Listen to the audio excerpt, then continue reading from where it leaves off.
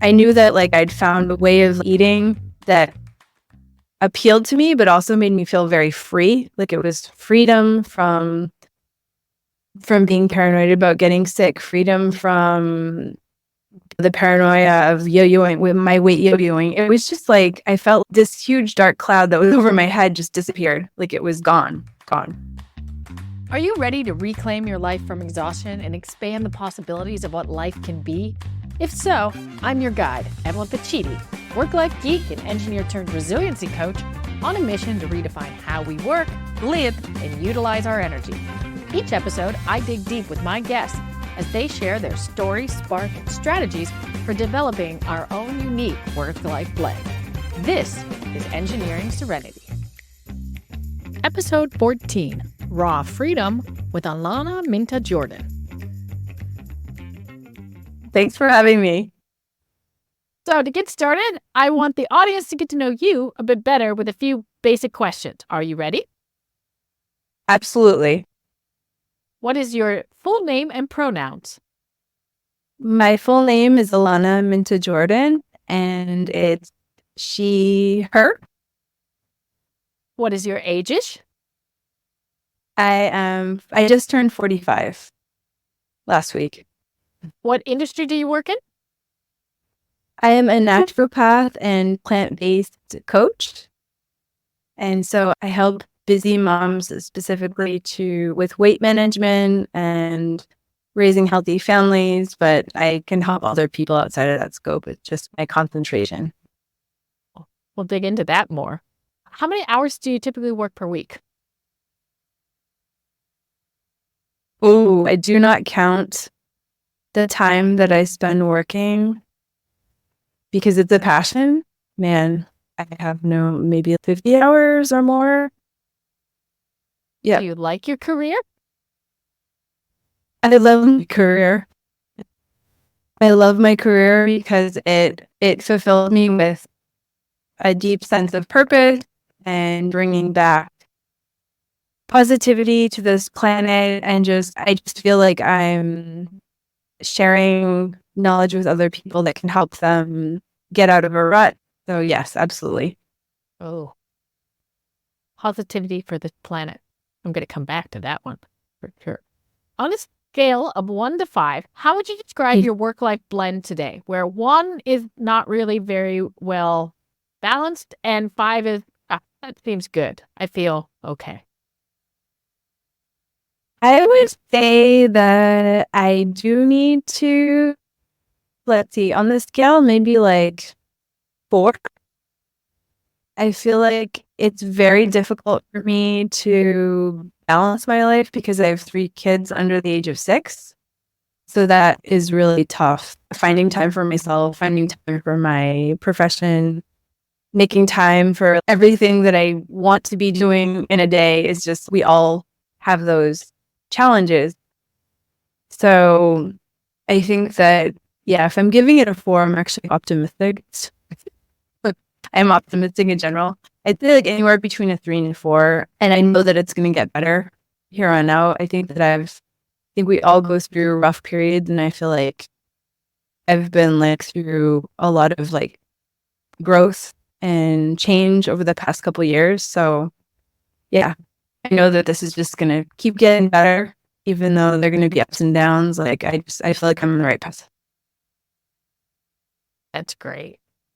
And that awareness of it is a journey, that it used to be worse, that it's getting better, that you're in a trend, all of that, I think, yeah, that's a great example. Thank you. Where do you live? I live in Pessac, France. It's near Bordeaux.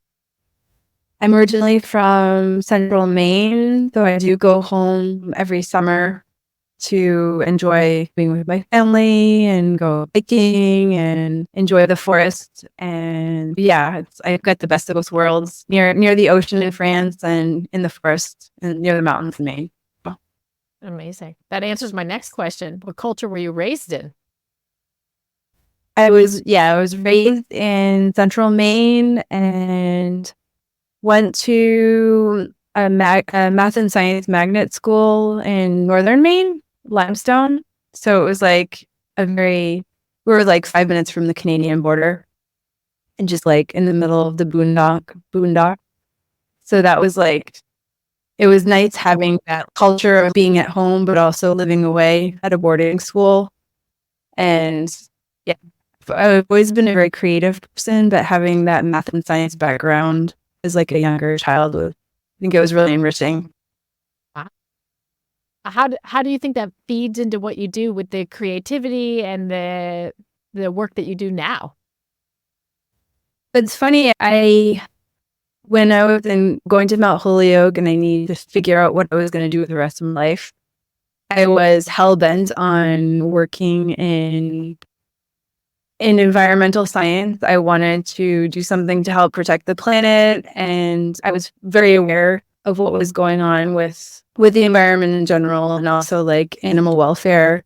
I was a vegetarian at the time. Unfortunately, I had a couple of professors who really think like I was depressed in college, like my first year of college, just because everything seemed so doom and gloom. And just, I was overwhelmed by all of the information that I was getting in regard to like how humans are treating the planet and how the planet is going on its trajectory toward mass extinction and things like that. And so I just decided to like, for my mental health, I needed to figure out something else. Like I needed to work in a different field. And I really loved art. I've always loved art history. So I decided to get my major in art history, minor in French, and I ended up working at one of the most well-known contemporary foundations in the world, the Cartier Foundation in Paris.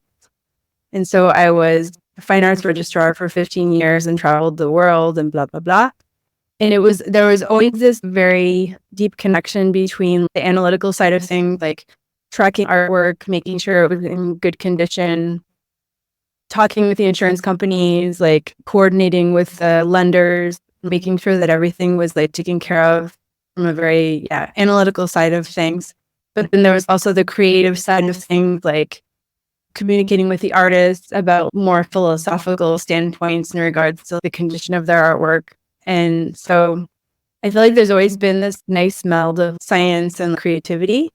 And I feel like today I'm a naturopath. A naturopath is basically helping people, teach people how to take care of their bodies, how to take care of their minds, their well-being in general, really take a look at their global situation and give them advice on how they could improve their sleep, their movement, if they're like certain, of course, the way they eat, because I'm a plant-based coach, so including more fruits and vegetables, like how they prepare their food, like where they're getting their food, like looking at the labels.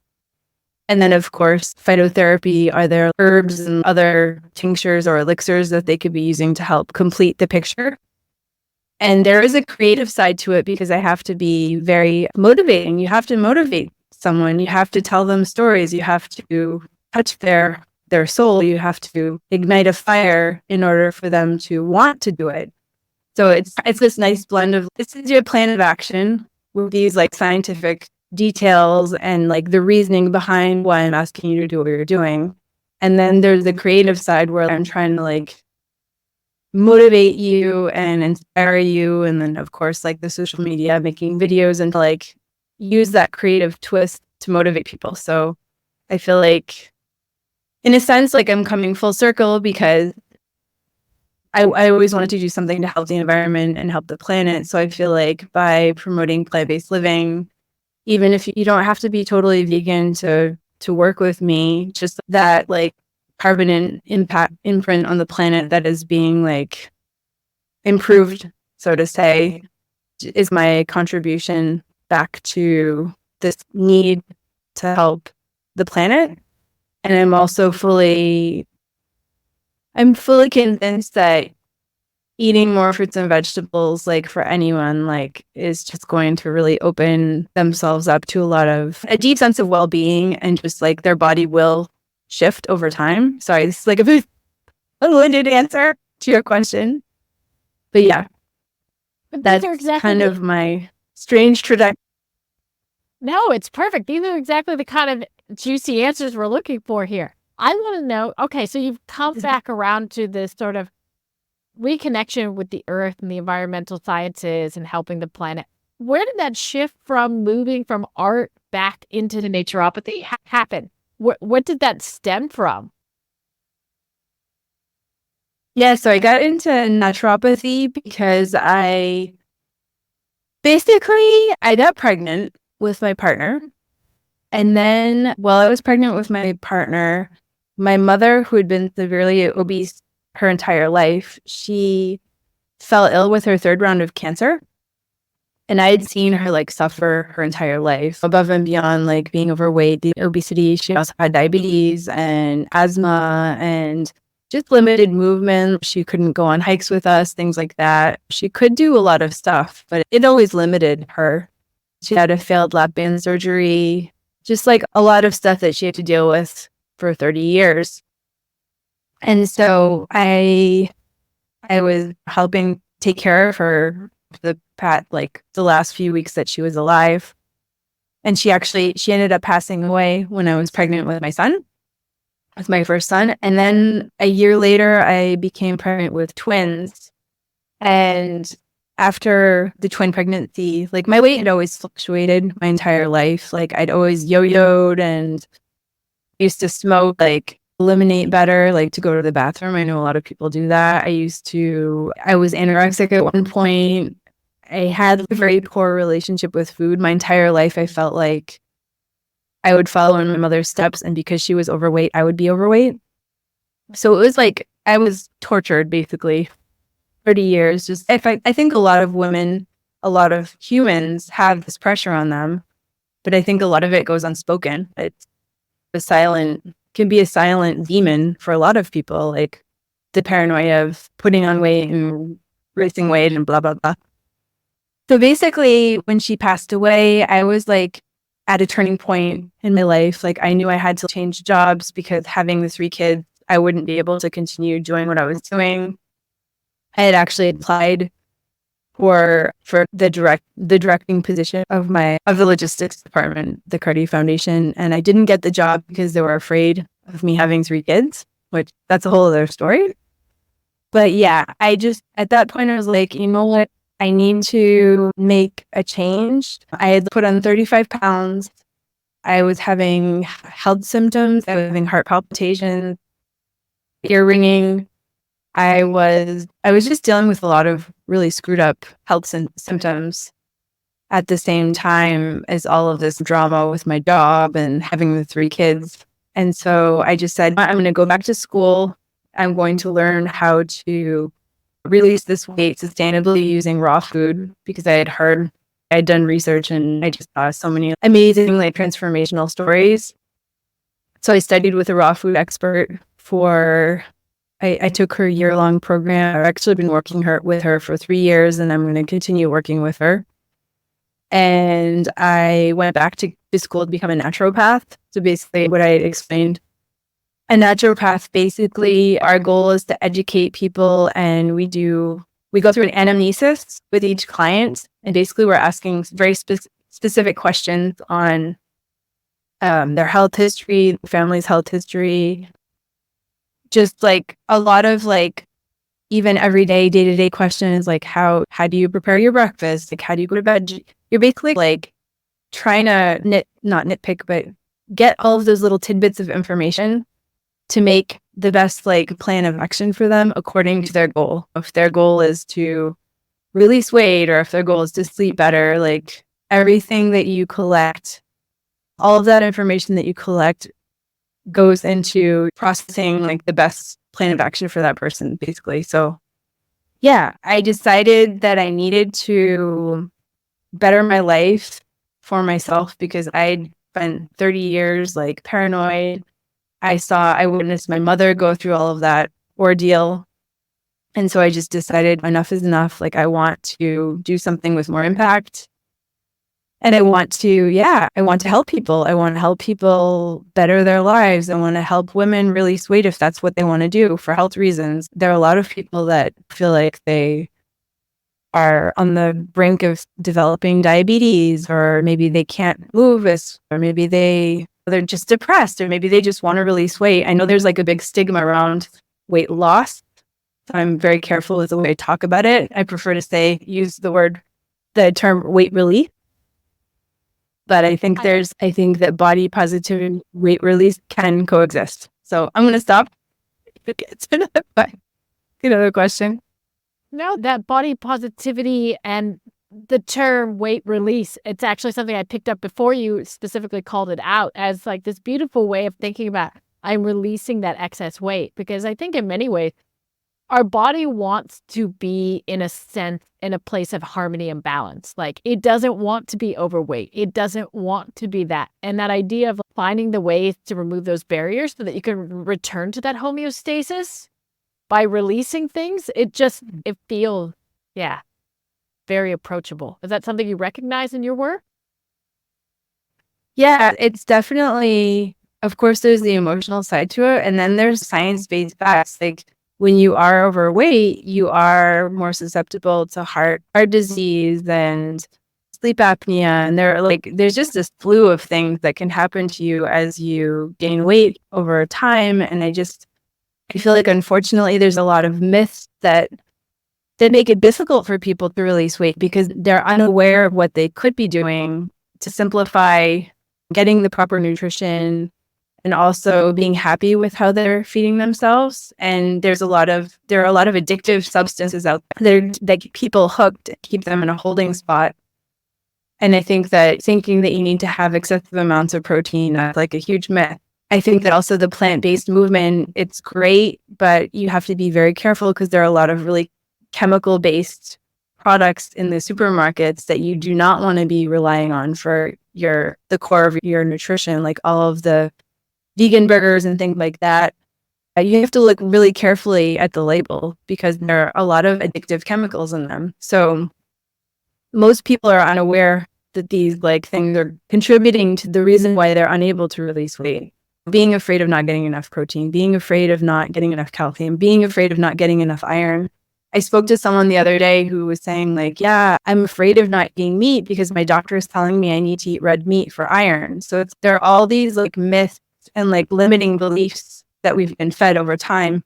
And I believe that these, without necessarily wanting to become 100% vegan, I believe that there's a lot of wiggle space in making change in your life and making small changes over time and witnessing how you are metamorphosizing and changing is so powerful. And as you witness yourself changing, it just reinforces that new belief system and you become a new person. So above and beyond the nutrition, I am wanting to help people become more at peace with themselves because that's what happened to me. So I want to share that. That metamorphosis process that you talked about and being able to recognize that. Do you have any suggestions? Because especially with something like doing a change in your eating habits and your dietary habits, moving into more plant-based, my first impression is that can take a long time. So how could you stay committed or connected to that metamorphosis process when it's not an instantaneous change? It's not an instantaneous high that you get by eating sugar, for example. How do you help guide people through that process and stay connected to the metamorphosis? That's a really good question. I'd say that the first step in the process is really identifying your why. So it sounds cliche. A lot of people start with this, but it really is true. You need to understand what you are doing and why you're doing it, because if you have no reason to be doing it, then you're going to fall off the wagon. So I think firstly, being very aware of what you would look to achieve in your life and what you've tried so far and recognize that maybe it's not working. If it's not working, then maybe that means you do need to switch things around. And once you have that vision and once you have that information in sight, because I believe even physical markers like having a vision board or having daily reminders can be extremely helpful to change that mindset. Okay. Once you have that set up, I would say just taking a really simple action step and applying it every week. And once you get that action step in place, then you move on to a new one. First one for me is getting proper hydration throughout the day, because I believe that a lot of people who are struggling with being overweight, they're chronically dehydrated. and they're also not getting the proper vitamins and minerals. So their body is like seeking out these minerals and vitamins and overeating as a result. So for me, the first step would be getting proper hydration, and just through the simple act of drinking a huge glass of like lemon water when you first wake up, and then having fruit for breakfast, and cutting out the toast and cutting out the dehydrating foods because they have no water content in them. So it's, just finding little steps and applying those and allowing people to have a little bit of wiggle room. I don't really like the idea of having a fixed menu plan for someone when they work with me. I like the idea of taking them in this new direction, but customizing it according to their need, because I feel like a lot of people also get scared when they see, oh my God, I have to totally change everything I'm doing all at once. They feel overwhelmed, and I don't think it works very well. Other people want a menu plan. Like, I've worked with people that like want to know exactly what they're going to be eating every morning, noon, and night. So it depends on the person, but I find that most people don't want to be like caged into a box and feel like they have to be following a very strict menu plan. And then, of course, as you're making these shifts, as you're making these shifts, like you witness yourself focusing on how you're feeling. Do you have more energy? Like, you feeling more optimistic? Are you releasing weight? Or are you sleeping better? And just like observing those like shifts is pretty powerful as well.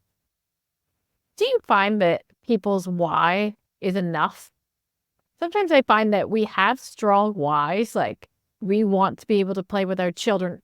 We want to be more engaged and present, yet the circumstances of our lives, or our perceived circumstances of our life, is not enough to take action on that why until it gets really bad. I do believe that a lot of really people who are successful with achieving their goals, like a lot of them have had to like bump up against some pretty difficult, periods of life, illness or losing someone. So yeah, I think that this makes your why even stronger when you have to go through hardship. It's a process. Like, you have to want it. I can't work with someone and be like, oh, you're going to lose weight tomorrow because I'm the most amazing coach in the world, and you're just going to lose this weight because I'm going to tell you exactly what you're going to do. You have to invest in it, just like anything else. So I believe it's all a question about priorities. And I also do think that there are emotional barriers that can arise. So for example, I mentioned phytotherapy earlier. I work with Bach flower elixirs. So this is like a Bach flower elixir. It's a system of flower extracts that was developed by Dr. Bach in the 1930s. And today there are like a lot of different companies that have taken this like heritage and run with it and have created other flower elixir systems. It's supposed to work like homeopathy, just basically vibrational qualities to the different flowers and plants. And each one speaks to an emotion. So if someone if they're feeling like hopeless about their situation, or if they're feeling like they're not learning from their old mistakes, like, these flower elixirs are designed to help support you through your journey. So if you're feeling like, for example, larch, like this flower elixir, I just recommended it to someone. And I can read you a little text if you want to hear it. Go for it. The red flowers of the branches of the larch are to help those who lack confidence in themselves. Larch is for the kind of people who, although they may have the ability or capability, do not believe it of themselves, and so they stand back in the shadows, allowing others to take their place. So, consequently, many of life's opportunities pass them by because of their lack of self-reliance. If an opportunity comes their way, they're inclined to say, I wouldn't possibly be able to do that, full of doubt about their own ability and afraid of failure. So it goes on. These flower elixirs are, each one speaks to different emotional situations that the person could be going through. And so when you ask me, is having a why enough? I do think that there are different ways of supporting your emotional your state of emotion to help you move in that direction. And of course, there's like meditation as well. There are other like modalities that you can use to try to help shift your mindset. Because I do think the mindset is the most important to all of this well-being and transformation. Can you talk a little bit about your transformation? So you highlighted a bit that you lost your mother, you were pregnant with 2 kids, you were dealing with the change in career, and that was the catalyst for you to start to make these changes. How did that journey work for you? Was there anything that stuck out? Were you also struggling with exhaustion? I think it's hard to detangle since you were pregnant, which brings its whole other level of complexities. But I'd love to hear more about, that journey and how you found this point of balance. Yeah, I lost my mom when I was pregnant with my T's, and then I had the twins, his twin brothers. So I had these 3 kids under the age of 2, and I had 35 pounds to lose. Like I was exhausted all the time, depressed, and I had these other health symptoms I didn't mention. I also had periodontal disease. So I felt like I was falling apart. I'd already been plant-based. I became vegetarian at the age of 12, but was eating way too much dairy and really high fat and a lot of processed foods. So I hit the wall physically, paranoid about being overweight, and then like actually having it happen to me. Like I felt, oh no, like I stopped breastfeeding because I had lost the weight when I breastfed. That was like, I was like, oh, this is amazing. And then when I stopped breastfeeding, the weight just started packing on, and I was like, oh my God, this is my worst nightmare coming true. And yeah, so I knew that I wanted to continue to be eating vegan, but I knew that I wasn't doing it in the right way. I knew that stress from losing my mother was definitely contributing to poor food choices that I was making. And I knew that if I didn't change things, then that I wouldn't have the energy to take care of my 3 kids. So I just rallied my energy, and like I said, I educated myself with raw foods. I went 100% raw vegan for about 7 months, and I lost the weight. All of my health symptoms started improving, disappearing. My confidence skyrocketed. I knew that I'd found a way of eating that appealed to me, but also made me feel very free. Like it was freedom from being paranoid about getting sick, freedom from the paranoia of yo-yoing, with my weight yo-yoing. It was just like I felt this huge dark cloud that was over my head just disappeared. Like it was gone. And did that contribute also to the confidence? Because that's also something that I don't usually hear in that journey of healing, is that increase in confidence. Yes. There's a huge increase in confidence.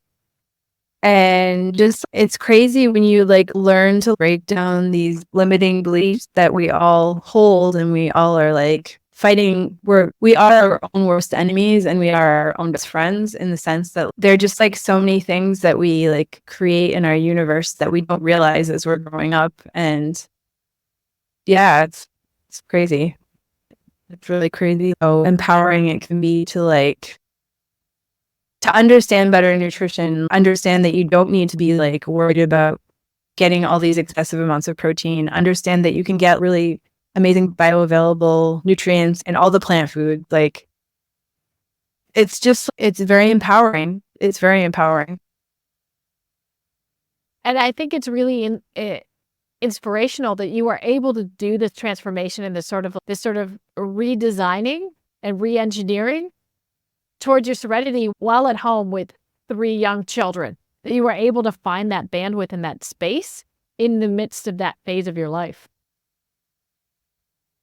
It was total chaos. There's still partial chaos right now, but yeah, it was total chaos. But yeah, I think that for other women who are battling like weight management, who are battling maybe other health issues, I just want to share with them there are ways out, and these ways out are not only just for yourself, but for your entire family. To give you an example, there's a book that I was reading maybe 2 months ago, about a low-fat prescription diet for children. And this doctor basically gets into the nitty gritty of how even like a low fat diet for children can actually be extremely helpful in terms of your cardiovascular system. A lot of people think kids, we don't have to worry about giving them high fat diets and all that. This doctor actually, unfortunately, had to do an autopsy on one of his like 7-year-old patients who had passed away. And he had already seen, even though this young child was very thin and fit looking from the outside, he had already like identified signs of cardiovascular disease in her heart because of the thickening of the walls of her vascular system. So yeah, it's the things that you can do for yourself and your kids today will pay back 1,000-fold for your children in the future. So I like the idea of it's not just weight release for parents, but it's just getting the entire family on a healthier path. And also breaking down that idea that if you are trying to release weight, you have to eat totally different from the rest of the family. I don't believe that. I think that there's a way of melding the two and really making it a win situation for everyone in the family. And it can be a challenge. It can be a challenge, especially when not everyone is on board.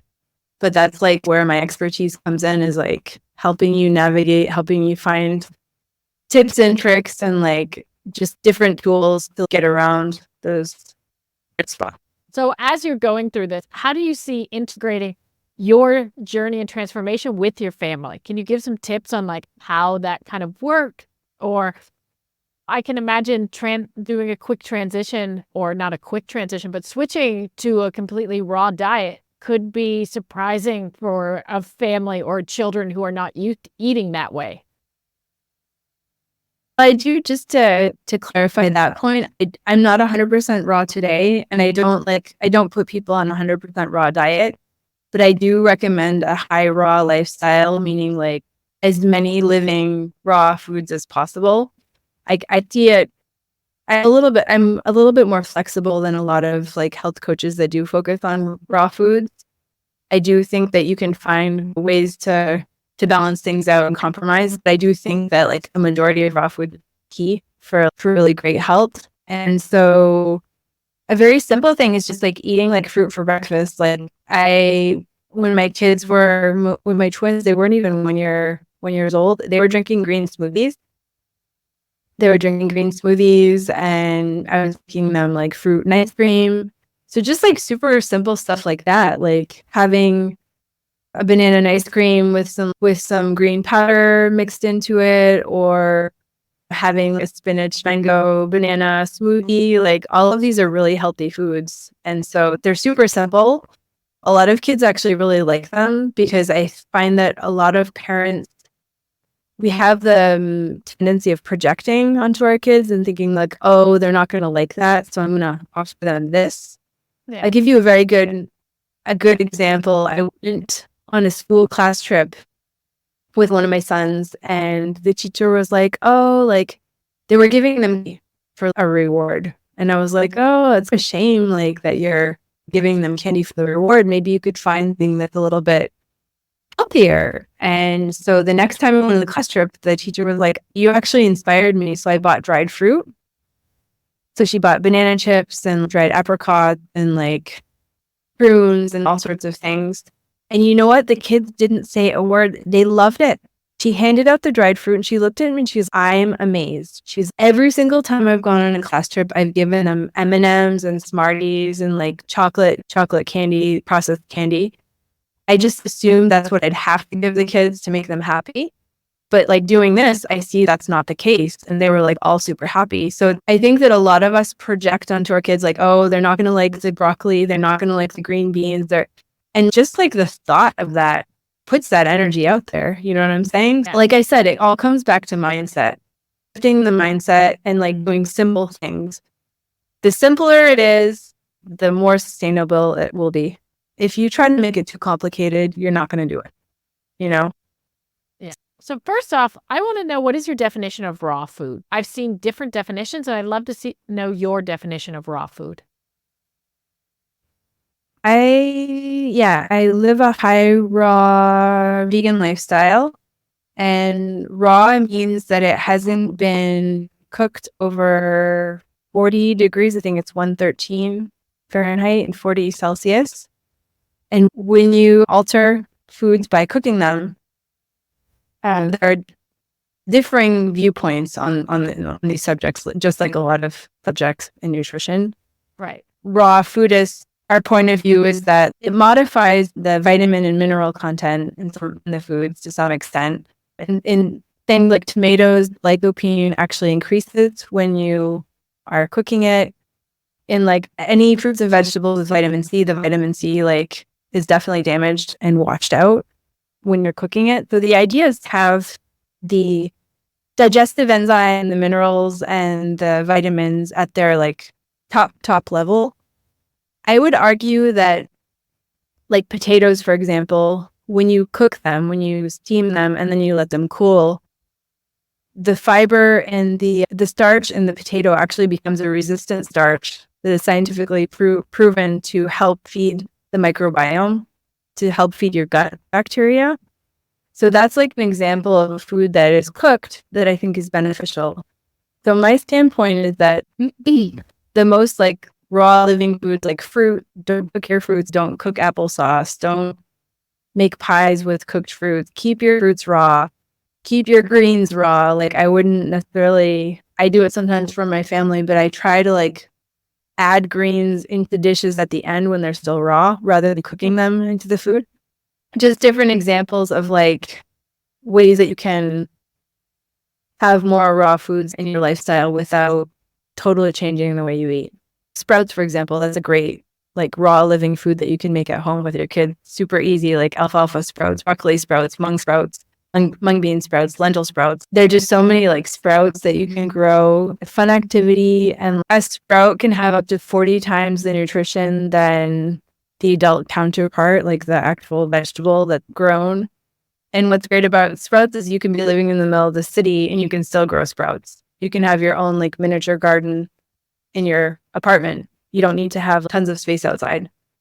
And it's cheap. It's super cheap, ecological. That was actually going to be my next question is for someone who's been really inspired by what you've talked about for releasing weight, starting to deal with their emotional blockage, maybe starting to explore raw, what's a great first experiment that they can do? Something that feels easy and approachable no matter where they are in their journey. I would say the first would be like switching breakfast. I think breakfast is like the easiest meal to work with. I would say like start with a very large glass of lemon or lime juice in your water. Very large glass of water. It helps flush out your system after sleeping all night and your body's like wanting to get rid of toxins. And then just like having fruit for breakfast. Whole fruit. You can make a raw applesauce. You can make banana and ice cream. You can make a fruit salad. That would be, for me, step one. And if you want to add green spinach in your smoothies or green powders, that would be, definitely my step one. Get rid of the coffee. Some people are going to hate me saying that, but you can at least reduce the coffee. Why? Caffeine it's really hard on your adrenal glands. So a lot of people get addicted and it's just, they're running on the caffeine. So it can be really detrimental long-term, and it's also extremely dehydrating. And so if you're trying to release weight, example, and you're like dehydrating yourself with coffee, you may actually end up overeating because you're dehydrated. So it doesn't help in that regard. But yeah, you're basically like, you're running on empty with caffeine. It's not a great thing to be consuming. I used to drink lots of coffee. I used to drink probably up to 6 espressos a day when I was working at the Art Foundation. Like I had the espresso machine right outside my office. I could hear people like putting the money in and having the freshly ground coffee, and I could smell it, And I felt, oh, wow, like I have so much energy. Like I'm so energetic. And then I started thinking about it. I was like, no, I'm not energetic. I'm energetic for about half an hour. And then I just want to crawl into a hole and sleep for 5 hours. So I like realized that, and you can even find like graphs online that show you like it does give you energy because your adrenal glands are pumping the adrenaline, and then like you crash and you actually have less energy for a longer amount of time then you have more energy. So it's just this false sense of feeling better. And it's like a lot. For me, it's another limiting belief that you have to have coffee to have energy. I think it's a limiting belief that we've bought into, most of us. Leaning into the limiting belief conversation, I'm thinking about your breakfast suggestion to have only fruit. My first limiting belief would be, I'd burn through the fruit super fast and I'd be hungry by 10 o'clock or something like that. Mm-hmm. Well, you have to eat more. You have to eat larger quantities of fruit. When you look at it from a purely caloric perspective, you have like the size of your stomach. Like there are really like interesting images you can find online. You have your stomach filled with oil. You have, 300 calories of oil. So like your stomach is basically empty with this little line of oil, tiny little amount of oil in the bottom of your stomach. Then you have your stomach with meat and cheese. So the line gets a little bit higher and you can see the meat and cheese. And then you have your stomach with like maybe rice and beans. So the volume is a little bit more. And then you have your stomach filled with fruits and vegetables and greens and it's totally full. So yes, you are. Why is it maybe difficult in the beginning to be eating more volume? Because we're not used to it. We're used to eating very high calorie dense meals. They take up a very small amount of space in the stomach. So it does take time to adapt, but once you adapt, I swear, like when I do eat some cooked meals with salt in them, I feel so dehydrated. I never felt that way before. I feel really dehydrated in my entire body. So that tells me that my body has gotten used to having all this hydration and feeling like things are moving, feeling like I'm alive with all this amazing hydration. So yeah, it can take some time in the beginning, but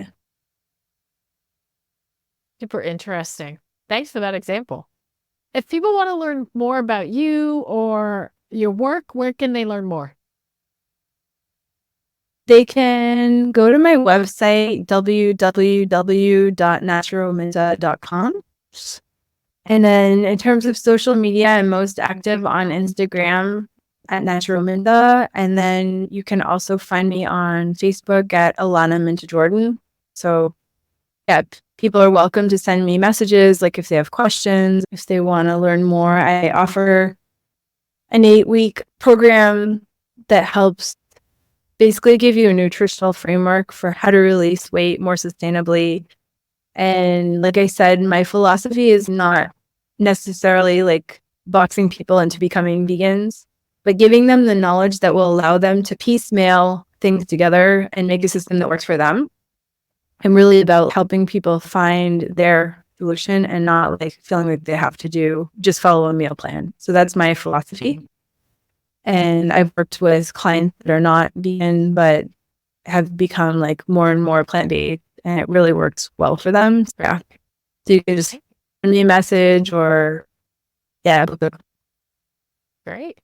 If I could give you one piece of advice, is like, it really is possible to find a way to enjoy food and also feel healthy and like release weight. There are ways of doing it, and it's just a matter of getting accountability and getting the tips and tricks that like really speak to your situation. And I think that, yeah, and also using phytotherapy, like the emotional support with floral elixirs, or it could also be phytotherapy, like they're actually extracts from trees that can help support your different bodily systems as well. So there's so many ways to find more peace with the way you are, the way your body's functioning, and still have fun eating. Because I know like we all want to eat something that is delicious and makes our mouth water.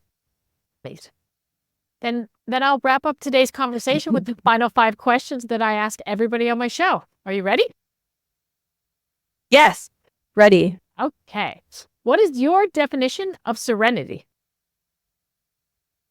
My definition of serenity would be to feel at peace with the way your life flow is going. Just feel like you're in a flow and things are just happening the way they should be. I don't think that like serenity necessarily means that everything is going perfectly in your life. It just means that you're able to get into this flow and deal with whatever whatever issues may arise, because let's face it, there's always something that's going to arise. Yeah. Whether it be for you or one of your loved ones. That's a beautiful way to put it. If you could master one skill instantly, what would it be? I'd love to learn how to fly. Can this be a superhero skill, or does it have to be? No, I love it. Superhero skill, I'll take. That was my next question. Like a plane, or actually you just flying like a bird?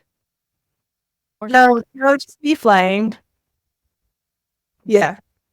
No, but in terms of skill, there's always so much to learn. I want to learn more about like phytotherapy. I'd love to become an herbalist. There are just so many things on this planet that I want to learn. Yeah, I'd say I'd keep delving into what I'm doing right now. Nice. Yeah. What is your favorite method to recharge during the workday?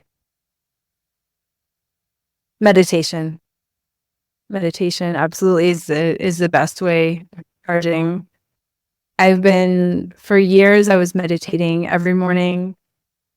With the kids, it's a little bit more complicated because they tend to wake up early and there's a lot of chaos, but I do get, to meditate during the day, and it just, total reset.